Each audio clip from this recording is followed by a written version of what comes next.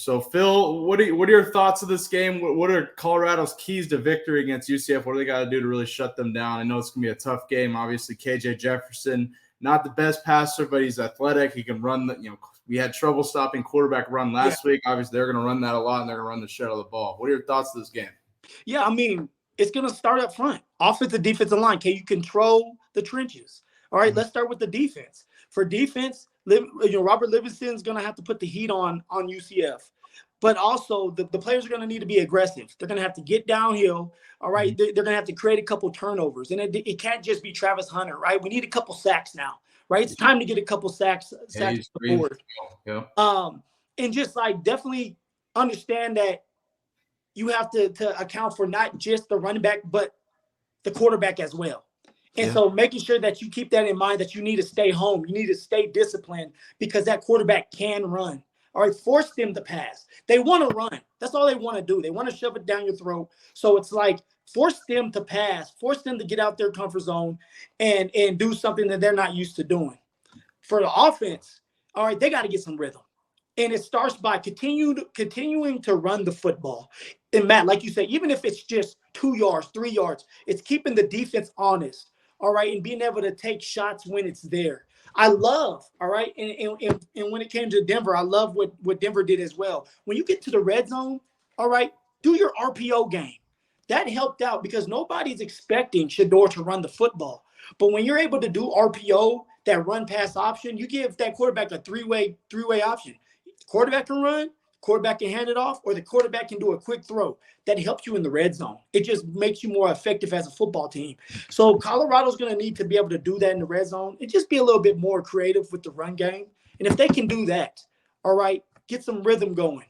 I think that the game's going to flow, and people have this as a 14-point spread, which I'm 15, dog. Oh, is it 15 now? Points. Keeps going up. 15-point underdogs. So what's good? Obviously, the high rollers are betting on this game. We're going to get ran out of the building. Exactly. Yeah. And maybe it's because it's in Florida, and maybe because of the time change and because of what UCF is doing in the run game.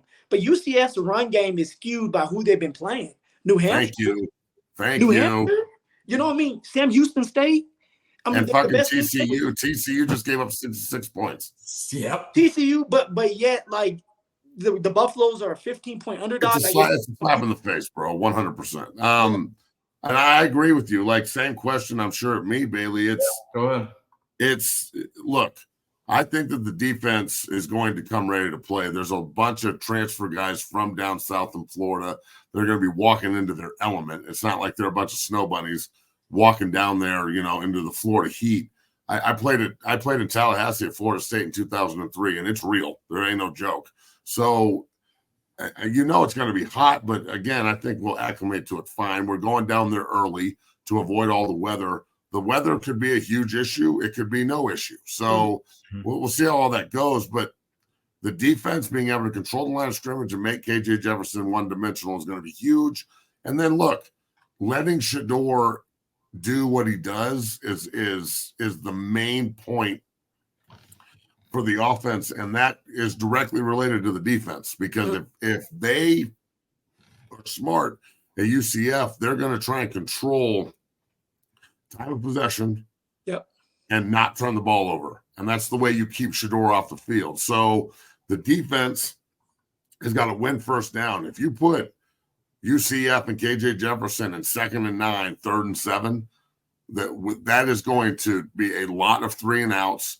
Right now, they convert the shit out of 3rd downs because they're all 3rd and 2. But again, they haven't played anyone, and they should have lost to TCU on the road. They missed that field goal at the end. Arguably, we should have lost to Baylor at home. We threw a Hail Mary and won in overtime. So there's a lot of – I think that this is a very obvious game of we don't know much about both of these teams, so we're just going to think that CU is going to struggle on the road because they still – I think the bettors and the public still thinks that this team is the same team as last year. And defense travels, Phil. You know this. Defense travels, dog. And those guys are going to go down there fucking mad. And our secondary is elite. And I think that defensively we have an edge that people are not accommodating for, in my opinion. I love it. I love it. One other thing that I would love to see from the Colorado Buffaloes offense that I seen literally the first game of the year last year versus TCU, the quick game. Just getting the ball out of Shador's hands fast at the beginning, just to kind of control things, right? Yeah. Just get it out because it just settles everybody down. It settles your offensive line down. It helps get the ball into your playmakers' hands faster. And I just feel like Shador's, holding onto the ball too long because they have these design plays to get these receivers open for these big time throws. Just start with the quick game, get things going, get some rhythm, and then it's going to open up your long game towards the end, man. But I would love to see Shador just get the ball out of his hands like he did in TCU, man. So a couple more from my man Bailey, and then we'll get you out of here, Phil. You can hear Phil every afternoon on 104.3 The Fan. He does a great job with Zach By. You guys are killing it. And then, all-time great buff in Denver Broncos. So really appreciate you coming on the show, Pete. Thank you, man.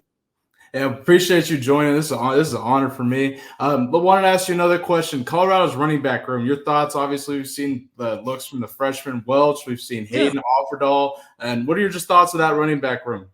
It's a work in progress, and it's hard to evaluate them because they haven't had the opportunity just to run the ball multiple times, right? We finally got to see it versus CSU, and they put together a really good game, right? They were running hard. They were breaking tackles. I would love to see Pat Shurmur help them out by being creative. Yeah. All right. Get some pullers in front of these young kids. Let them have the opportunity to break one tackle, not three. All right. Let them get in the open field. Utilize them in the screen game. That's what I want to see from this unit. I think they have a talented unit. I mean, guys, when you look around what they had last year with the young man that went to Kansas State and the other young running back that went to Oregon State and what they're doing, the Colorado's bringing in talent. Yeah. It's just about putting them in the right situations to be successful. And that's what Pat Shurmur needs to do with the running game by being creative. All right, getting these pullers, getting these offensive linemen firing out, doing things to help the running backs out. And then the running backs, I will have a better evaluation on them once that happens. Yeah, no doubt. No doubt. Matt and I have been talking about creativity in the Colorado's run game for weeks now. We've been looking for it. And it's different too. The Broncos are the same way, man. I mean, they're just lining up and running a dive. Yeah, right. It's one of those things. And Matt, maybe I'm wrong, but no, dude. I being a defensive lineman first and moving to offense in the NFL, I was lucky to have Bill Callahan as my first coach, and there's no one more diligent or detailed. And he changes shit every week. We'd be running zone one week, stretch zone. Yes. The next week we'd be running gap scheme power. The next week we'd be running spread trap and like outside gator pitches and shit. So I am of the belief system in the run game that the more looks we can give the defense, the better. So right? I think that they are graduating into this though. Like I've seen tackle pulls last week. They're getting guys out in space. So I think it's, again, young offensive line from a perspective. There's some veterans on there, but again, Zelinka's a sophomore, Seaton's a true freshman. Yep. The other three guys are transfers. They're all gelling together. Sometimes, and a lot of the time in football, you need your ass whipped a little bit to really mature and focus and do things right. So the Nebraska game was humbling for all of us, and we got better.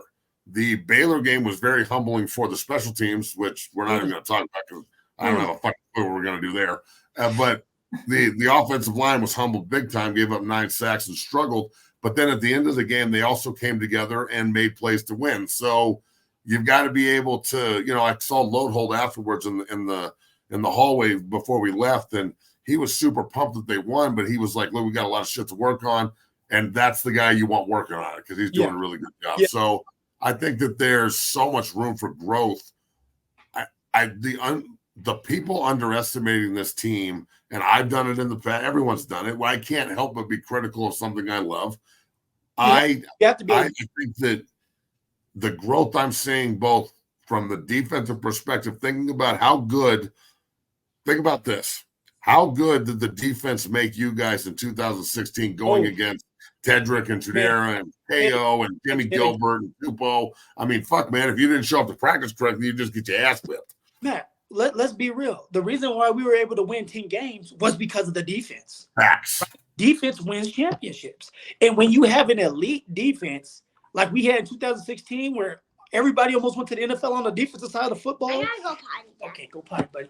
It makes it a little easier to do things, right? You have more opportunities as an offense because the field's not flipping on you, or they get a turnover, and now you have another chance to get another touchdown or get ahead with a field goal. Like defense, I can't stress enough how important defense is.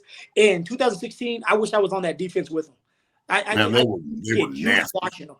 Like they made it look so easy, made it look so fun. They loved each other. I forgot about Witherspoon. Shit, and I forgot about he just got broke out the page. So yeah, you had Akello, Witherspoon, Chiobel, Tedrick, Chudera, Oliver, Chudera, Isaiah Oliver. Shit, he's the whole damn fucking secondary got drafted. Josh Tupou. Like, I mean, you just had so much talent that stuck together, and that's why it's like this team is getting better because they haven't been around each other, and now they're starting to figure each other out. Yeah. And now you're going to start seeing them have more faith, have more trust in each other, and they're going to be able to start making these plays. And everybody wants to make plays because guess what? All of them want to try to go to the NFL. You don't want to just Travis Hunter eating. You know, that's what I used to do, right? I'm seeing Cheeto on the defense. He's eating. I'm like, well, screw that. I'm trying to go to the NFL too. I'm here to hunt. You know what I mean? Like, you're not going to be the only one getting talked about at school. Goddamn right. You know, I want to put it on my back.